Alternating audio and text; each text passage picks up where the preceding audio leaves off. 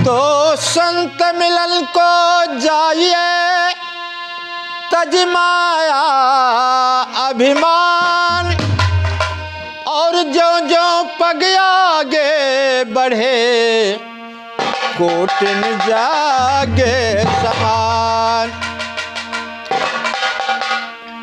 एक बहुत सुंदर निर्गुण आप लोगों के पास छोड़ रहा हूं। आशा नहीं पूरा विश्वास है कि आप लोगों को पसंद आएगा, और लाइक सब्सक्राइब जरूर करिएगा, और कमेंट में जैसा हो वैसा लिखिएगा।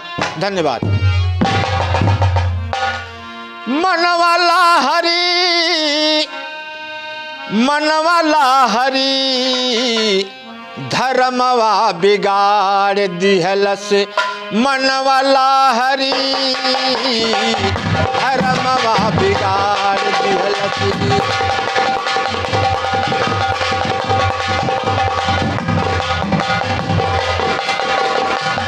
मनवाला हरि हो, मनवाला हरि, धर्मवा बिगाड़ दिहलस। मनवाला हरि, धर्मवा बिगाड़ दिहलस। मनवाला हरि, धर्मवा बिगाड़ दिहलस।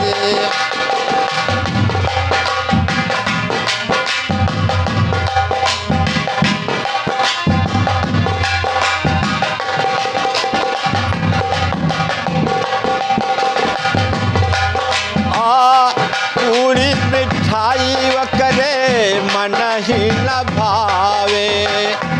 पूरी मिठाई वकरे मन ही न भावे।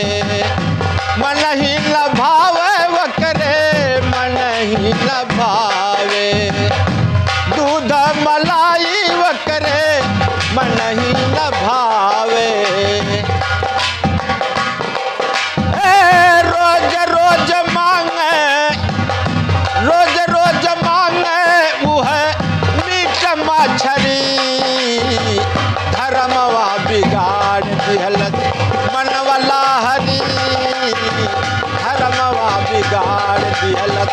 मनवाला हरि, धर्मवा बिगाड़ दिहलस।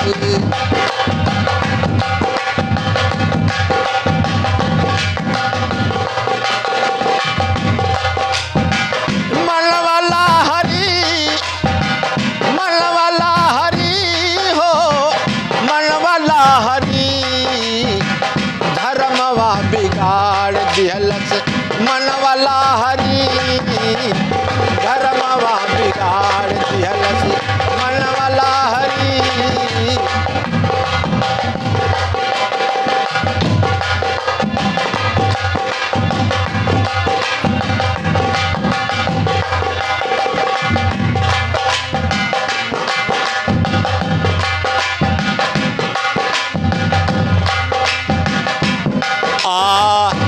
आपल में हरियाव करे मन ही न भावेला। आपल में हरियाव करे मन ही न भावेला।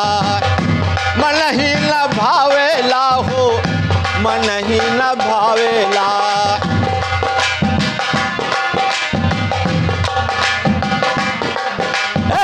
रोज रोज मांगे, रोज रोज चाहिए वलका सुरे सुंदरी। धर्मवा बिगाड़ दिहलस। मनवाला हरि, धर्मवा बिगाड़ दिहलस।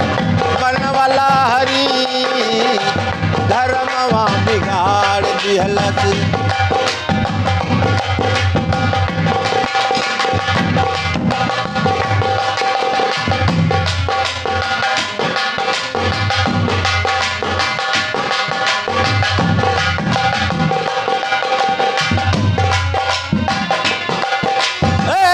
कहत कबीर साहब सुनो भाई साधो। कहत कबीर साहब, कहल कबीर साहब सुनो भाई साधो।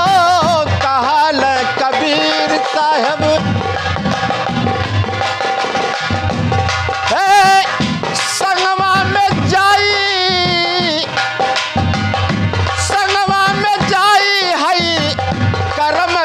छरी धर्मवा बिगाड़ दिहलस मनवाला हरी धर्मवा बिगाड़ दिहलस मनवाला हरी धर्मवा बिगाड़ दिहलस